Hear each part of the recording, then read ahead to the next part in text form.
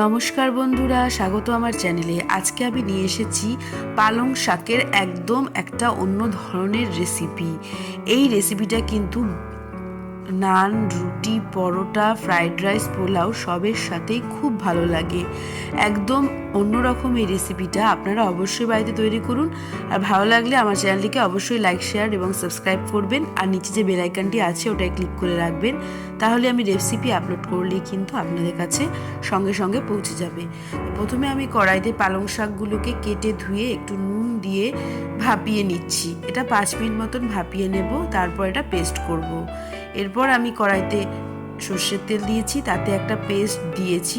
তাতে আছে একটা বড় সাইজের টমেটো, একটা পেঁয়াজ, 4-5 কোয়া মতন রসুন, হাফ ইঞ্চি মতন আদা।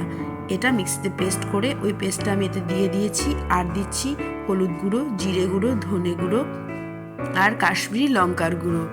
এগুলো সবই আমি হাফ চামচ করে দিয়েছি। এবার আমি দিয়ে এটাকে ভালো করে কষিয়ে নেব।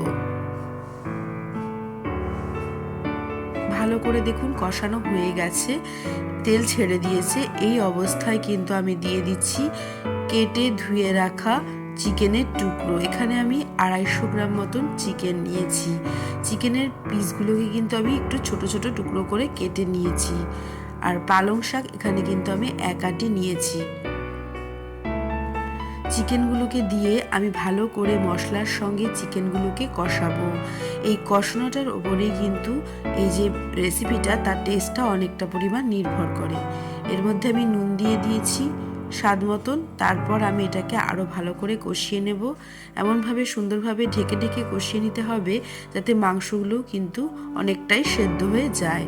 হাফ মতন যাতে এখানে কষাতে কষাতেই সেদ্ধ হয়ে যায়, তাহলে কিন্তু টেস্টটা খুব ভালো হয়। এভাবে একটু পরপর কিন্তু ঢাকনা খুলে এটাকে ভালো করে নাড়াচাড়া করে নিতে হবে, যাতে নিজে থেকে লেগে না যায়।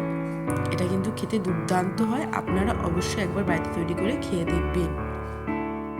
দেখুন মাংসটা একদম কষা হয়ে গেছে। এই অবস্থায় আমি কিন্তু এর মধ্যে পালং শাকের যে পেস্টটা সেটা দিয়ে দিচ্ছি।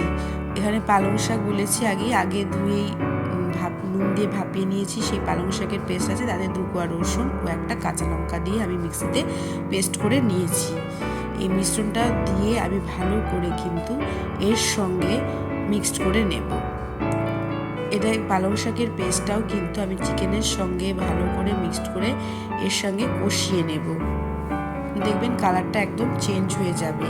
প্রথমে পালং শাকের কালারের সঙ্গে পরে যখন কষে আসবে পালং শাকের, তখন কিন্তু কালারটা একদমই চেঞ্জ হয়ে যাবে।